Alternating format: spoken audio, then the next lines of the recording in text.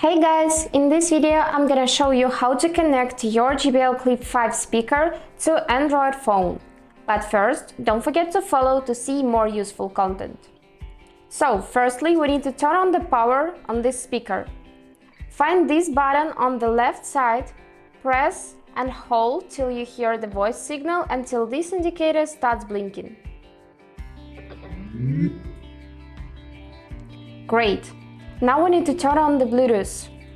Just simply press this button until you hear the voice signal and this indicator starts flashing.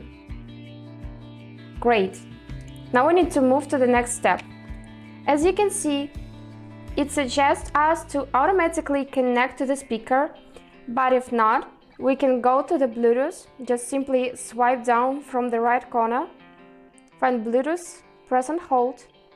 Now turn it on and find this speaker in the list of available devices and click on it.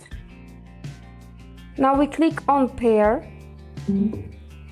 and that's all. Our speaker is connected to the phone now. So I hope this video was helpful for you and thank you so much for watching.